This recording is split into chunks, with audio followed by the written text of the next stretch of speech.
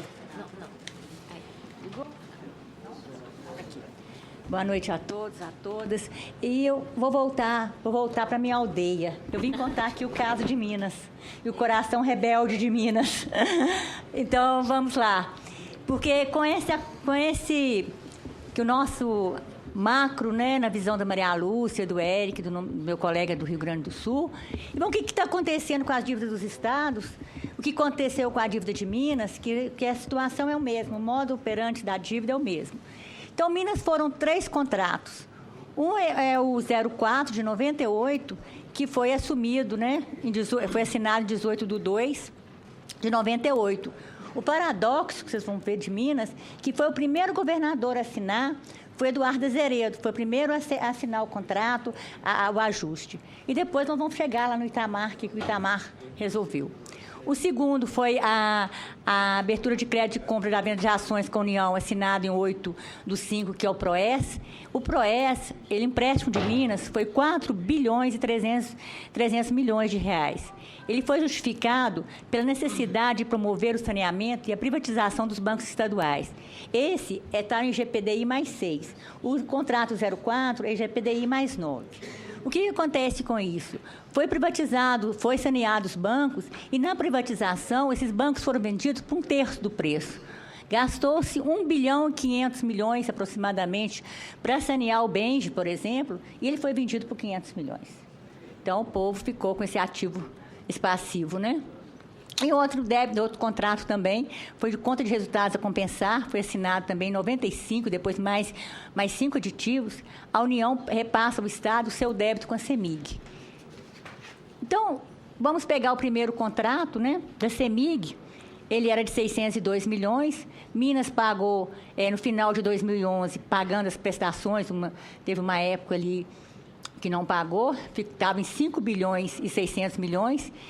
76% das ações, elas são privadas, estão com acionistas privados, e 45% se encontram na mão de estrangeiros. Dizia que a CEMIG é de Minas, a CEMIG não é de Minas.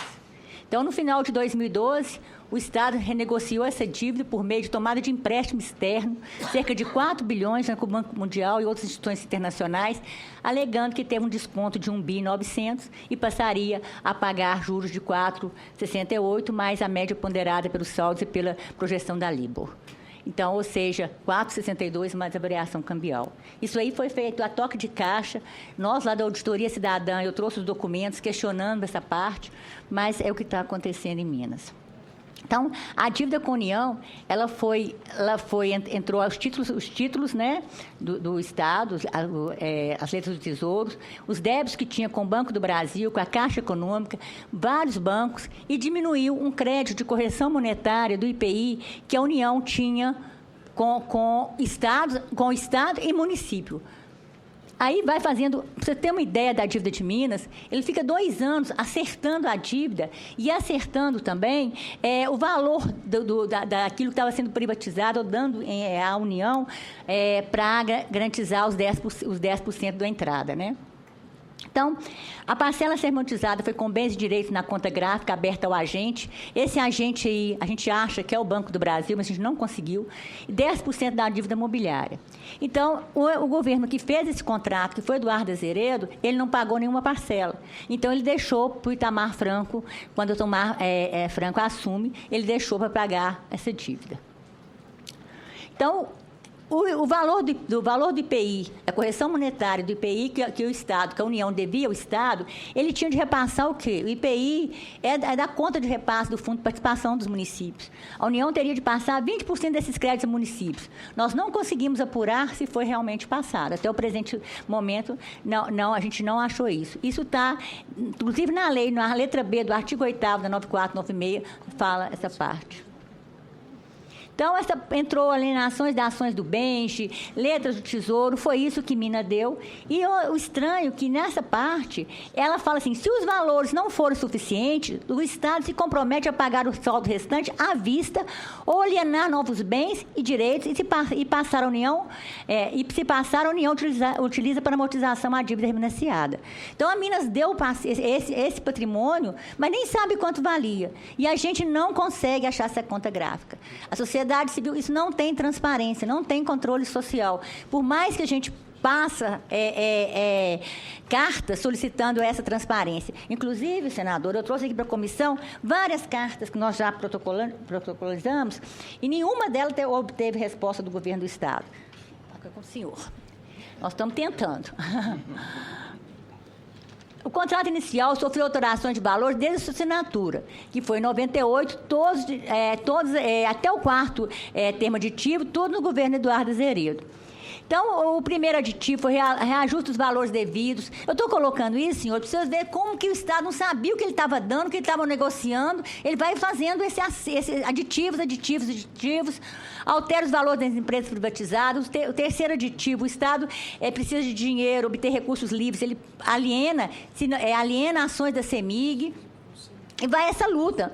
Prorroga para a liquidação do saldo devedor da conta gráfica em 99.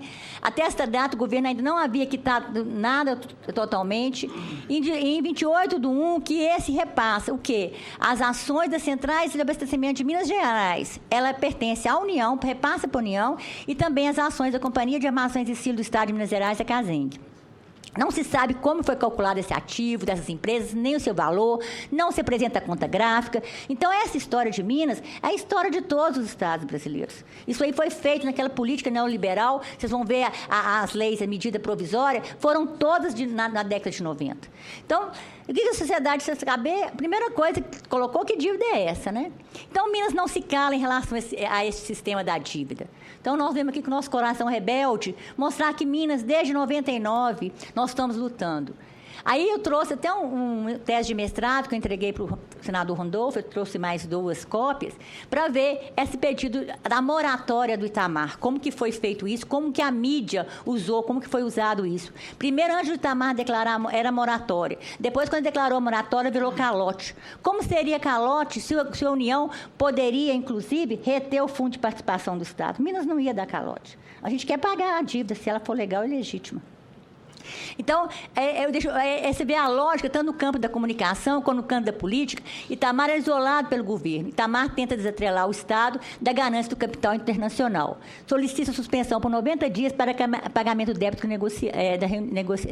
para renegociar o débito com a União. Aí tem a Carta de Porto Alegre, tem a Carta de São Luís. Como que foi isso? Inclusive, quando estourou a crise, que já todo mundo sabia que estava condensado o real, Itamar é acusado de provocar a crise no Brasil.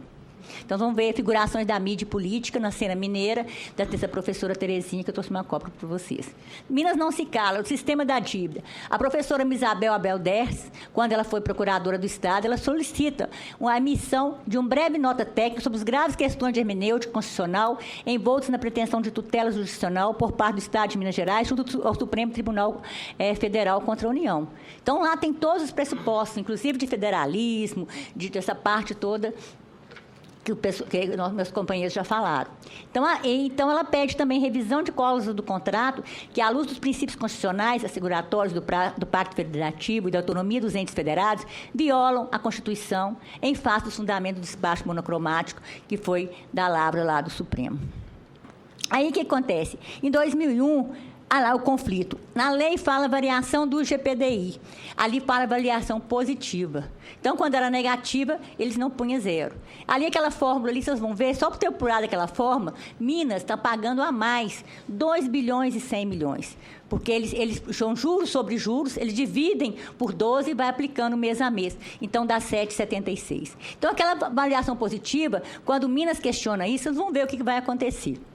Então, eu fiz da Secretaria do Estado de Fazenda, em agosto de 2001, para a doutora Carmen Lúcia, hoje ministra aí do Supremo, né? Aí ele encaminha para ela a nota técnica da variação positiva, 268 milhões. O que Minas vai fazer? Ela vai entrar, a doutora Carmen Lúcia vai entrar com tutela, antecipação de tutela no Supremo. O que a União vai fazer? Ela vai aceitar acreditar esse valor para Minas, desde que a ação, o Estado desista da ação. Então, nós estamos brigando por essa dívida desde muito. Então, vamos ver esse da Procuradoria-Geral, vão passando a pedido de desistência lá. Tem de Minas Gerais, ajuização ordinária com pedido de antecipação de tutela. Aí vem a parte do estudo todo e só vai aceitar desde que Minas Gerais desista da ação ordinária. Então, quer dizer, Minas está questionando isso desde 99. 2002, está aí a documentação toda, e o senhor Pedro Malan assina com Minas, publicado no Diário Oficial da União, em 5/4, Minas desistindo da ação para poder repor aqueles 200. Eu faço aqui um parêntese para lembrar o nosso companheiro Sérgio Miranda, que coordenou a Auditoria Cidadã de Minas. Então, ele estará sempre presente na nossa luta, que passou aqui pela Câmara, que foi uma pessoa, um político que a gente respeita muito. Então, o Núcleo Mineiro está brigando, não se cala. Nós protocolamos aí na Assembleia Legislativa, em 23/3, que eu completo a carta, a cópia para vocês, denunciando os graves indícios de irregularidade no contrato com a CEMIG. Foi instalada uma comissão de renegociação da dívida pública de Minas, em 28/5. Ela produziu um relatório sem análise nenhuma de documentos primários, e nós questionamos vários itens dessa comissão, porém, os nossos questionamentos só foram incorporados ao processo, não ao relatório. Esse erro de cálculo foi matéria de capa de todos os jornais de Minas. O prazo está esgotando. Nós achamos um erro até 1/11/2011 de 2 bilhões e 100 milhões. Protocolamos isso no gabinete do presidente da Assembleia Legislativa, do presidente da comissão, e não obtemos nenhuma resposta. Nem para falar que a gente estava errado. E reitero o pedido de documentos. Outra coisa que eu queria colocar bem clara para os senhores. Na negociação não se fala, mas a comissão do agente. Essa comissão do agente, só para o banco mandar para o Estado, Minas paga mais de 80 mil por mês. Por mês. Então, já somou agora 9 bilhões até novembro de 2011. Nem que serviços estão abrangidos por essa comissão do agente, a gente não sabe. E outra coisa, ela é corrigida mensalmente com base na variação positiva do GPDI. Continua lá no contrato. Então, tentaram encerrar a comissão, e o núcleo está aqui, em 14/5, eu trouxe a cópia, 40 entidades apoiam a nossa carta, pedindo informações sobre os rumos dessa comissão, não obtivemos resposta, e a Assembleia não voltou com a comissão.